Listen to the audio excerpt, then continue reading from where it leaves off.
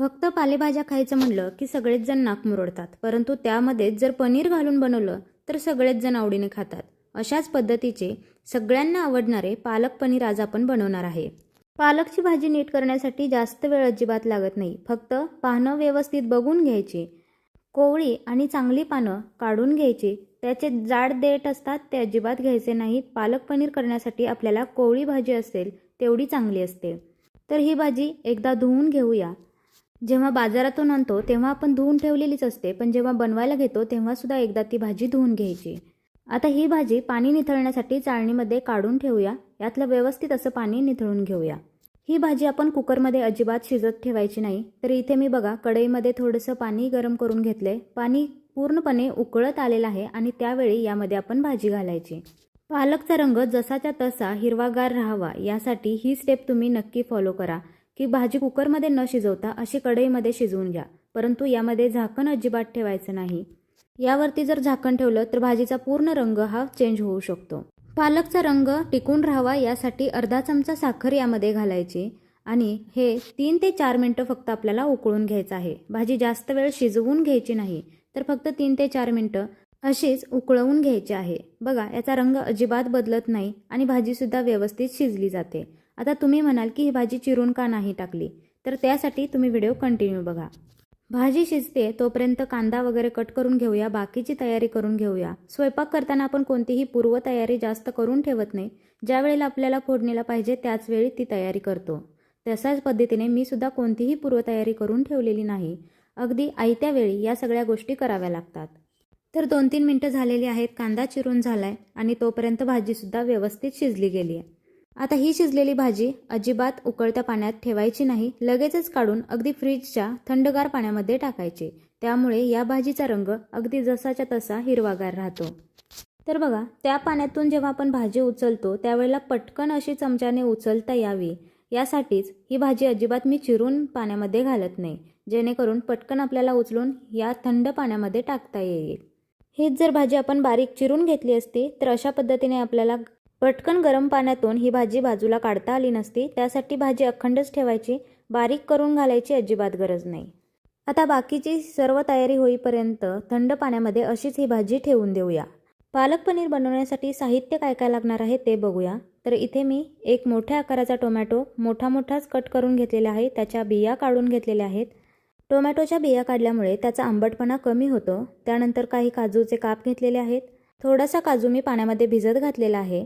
त्यानंतर थोडंसं आलं घेतलेलं आहे, लसूण घेतलेला आहे, टोमॅटो चिरून घेतलेला आहे आणि सगळ्यात महत्त्वाचं म्हणजे पनीरसुद्धा घेतलेलं आहे. तर हे घरी बनवलेलं पनीर आहे. एकदम सॉफ्ट आणि पांढरं शुभ्र हे डेअरीसारखं पनीर घरी कसं बनवायचं याचा व्हिडिओ मी चॅनलवरती अपलोड केलेला आहे, तो तुम्ही बघू शकता. पालकसुद्धा शिजलेला आहे आणि बाकीची तयारीसुद्धा झालेली आहे. आता इथे आपण सगळ्यात पहिल्यांदा काजूची पेस्ट तयार करून घेणार आहे. हे काजू कमीत कमी अर्धा तास तरी पाण्यामध्ये भिजत ठेवायचे. वेळ असेल तर तासभर भिजवून घेतलं तरी सुद्धा चालेल. तर भिजवलेल्या काजूची पेस्ट करून घ्यायची. त्यानंतर टोमॅटोची सुद्धा पेस्ट करून घेणार आहे. आलं आणि लसूण व्यवस्थित बारीक व्हावा यासाठी मी टोमॅटोमध्येच आलं आणि लसूण घालणार आहे. इथे मी कांदा भाजून घेणार आहे, त्यामुळे मी मिक्सरच्या भांड्यामध्ये कांदा अजिबात बारीक करून घेत नाही. तुम्हाला जर खूप पटकन भाजी बनवायची असेल तर कांदासुद्धा असाच मिक्सरच्या भांड्यामध्ये बारीक करून घेतला तरीसुद्धा चालेल. इथे मी टोमॅटो, आलं आणि लसूणची पेस्ट तयार करून घेतली आहे. त्यानंतर कढईमध्ये थोडंसं बटर घालायचं. बटर थोडंसं वितळलं की त्यामध्ये पनीरचे तुकडे घालायचे आहेत आणि पनीर आपल्याला 2 मिनिटं यामध्ये भाजून घ्यायचे आहेत. बटरच्या ऐवजी घरातील तुपाचा वापर केला तरीसुद्धा चालेल. आता 2 मिनिटं बटरमध्ये असेच तुकडे थोडेसे परतून घ्यायचे. 2 मिनिटं झाल्यानंतर म्हणजेच पनीर थोडंसं भाजल्यानंतर यामध्ये आपण घालणार आहे काजू. कारण काजू पटकन भाजले जातात आणि पनीरला थोडासा वेळ लागतो, म्हणून अगोदर 2 मिनिटं पनीर भाजून घ्यायचं आणि त्यानंतर त्यामध्ये काजू घालायचे. आता दोन्हीसुद्धा अगदी छान रंग येईपर्यंत भाजून घ्यायचे. तर काजू पटकन भाजला जातो. बघा 3 ते 4 मिनिटांमध्ये हे सगळं व्यवस्थित भाजलं गेले. गॅस मात्र मंद ठेवायचा, म्हणजे व्यवस्थित ते भाजलं जातं आणि करपतसुद्धा नाही. आता हे पनीर आणि काजूचे जे तुकडे आहेत ते आपण बाजूला काढून घेऊया. बघू शकता त्याला रंग पण व्यवस्थित आलेला आहे आणि जास्तसुद्धा भाजलं गेलं नाही. आता बटर थोडंसं शिल्लक आहे, त्यामध्येच अगदी 1 चमचा होईल इतकं मी यामध्ये तेल घातलं आहे. तेल थोडंसं गरम झालं की त्यामध्ये आपण बारीक चिरून घेतलेला कांदा घालायचा आहे आणि कांदा आता व्यवस्थित आपल्याला भाजून घ्यायचा आहे. जर तुम्हाला कांदा असा भाजून घ्यायचा नसेल तर त्याची मिक्सरच्या भांड्यामधून पेस्ट तयार करून घेतली तरीसुद्धा चालेल, परंतु कांदा भाजून घेतल्यामुळे भाजीला चव खूप छान येते. कांदा भाजण्यासाठी थोडासा वेळ लागतो, परंतु अशा पद्धतीने भाजी केल्यामुळे ती खूप टेस्टी होते. कांद्याचा हलका रंग चेंज झालेला आहे, परंतु अजून एखादा मिनिट हा कांदा असाच आपण परतून घेऊया. कांदा व्यवस्थित भाजल्यामुळे ग्रेव्ही छान होते. आता यामध्ये घातलेला आहे मी पाव चमचा जिरे, त्यानंतर बारीक करून घेतलेलं टोमॅटो, आलं आणि लसूणची पेस्ट. टोमॅटोचा कच्चापणा जाईपर्यंत हे असंच परतत राहायचं. टोमॅटो बारीक करून घेतल्यामुळे तो पटकन भाजला जातो.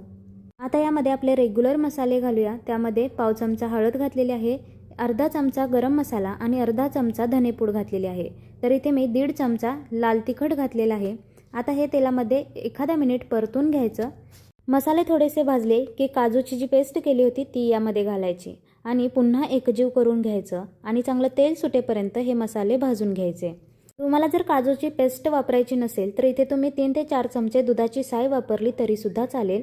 मसाले व्यवस्थित भाजतायत तोपर्यंत पालकसुद्धा बारीक करून घेऊया. तर बघा, असा मोठाच पालक ठेवल्यामुळे पटकन हा उचलता येतो आणि तो आपण मिक्सरच्या भांड्यामध्ये घालून आता बारीक करून घेणार आहे. तर तुम्ही बघू शकता पालकचा रंग अजिबात बदललेला नाही, अगदी जसाच्या तसा हिरवागार हा पालक राहिलेला आहे. पालक शिजवत असताना त्यावरती जर झाकण ठेवलं तर पालकचा रंग लगेचच चेंज होतो, त्यामुळे कधीही पालक शिजवत असताना त्याच्यावरती झाकण ठेवायचं नाही.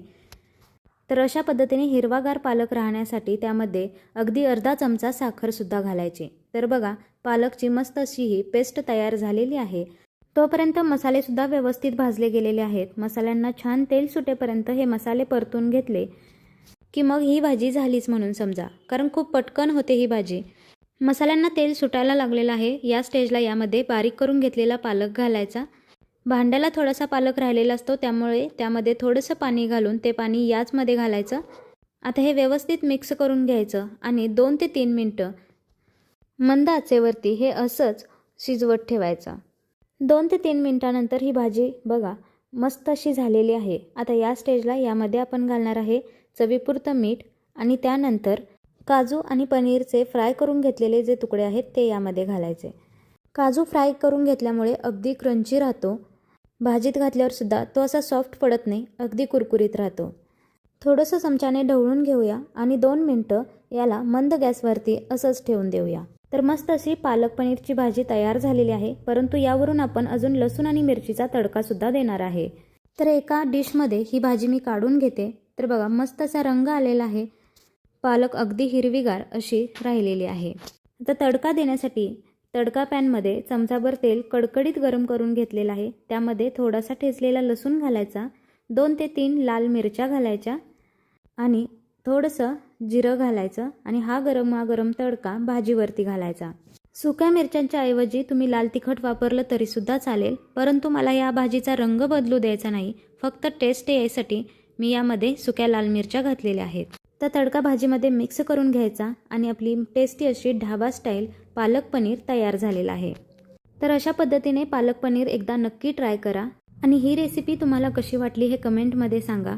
व्हिडिओ आवडला असल्यास व्हिडिओला एक लाईक नक्की करा व चॅनलला सबस्क्राईब करायला मात्र अजिबात विसरू नका.